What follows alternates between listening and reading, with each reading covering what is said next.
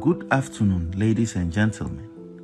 Today, I stand before you not just as a journalist, but as a witness to history, a child of Ghana's turbulent past, and a soldier in the fight for truth.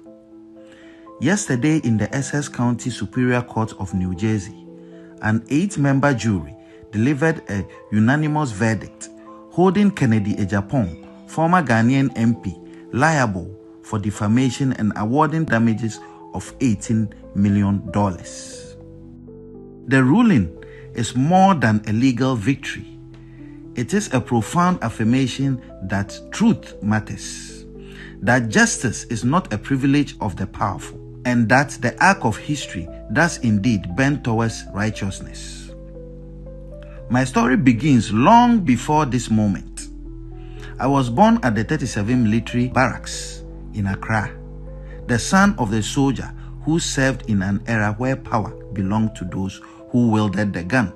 I grew up watching my nation transition from military rule to democracy, witnessing firsthand the struggle of ordinary Ghanaians yearning for justice, transparency, and accountability. When Ghana finally embraced democracy, I knew that safeguarding it required more than just laws. It needed the unyielding courage of those willing to hold power accountable. That is why I chose journalism, not as a career, but as a calling.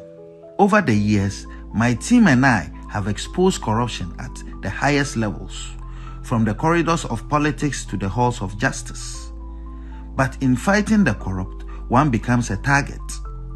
Mr. Agyapong, in a desperate bid to silence me, labeled me a land grabber, an extortionist, a murderer, a tax evader, and a blackmailer who ought to be hanged.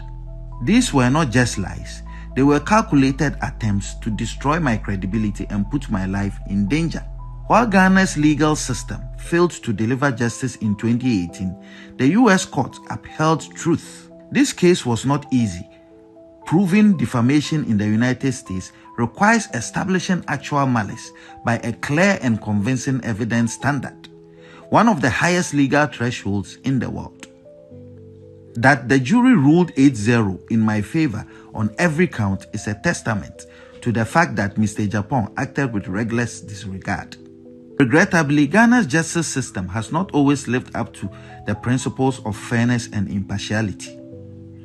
When I sued Mr. Agyapong in 2018, despite his inability to legally substantiate his allegations, the court ruled against me, with Justice Barr scandalously branding me a terrorist instead of adjudicating the facts before him. This miscarriage of justice was later condemned by Supreme Court Justice Kolende, who rightly described it as a violent abuse of judicial authority. My fight has never been for personal gain, but for the soul of Ghana's democracy. This victory in the US sends a powerful message.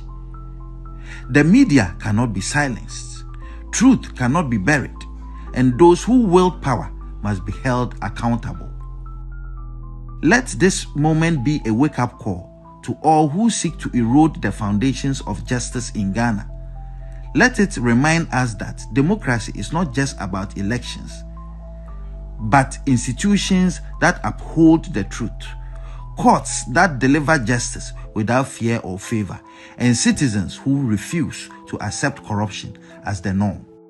To my legal team, Andrew Dehere Esquire, Arthur Womega Esquire, Evans Salasi Adeka Esquire, and Odei Crow Esquire, I am forever grateful for your dedication to justice.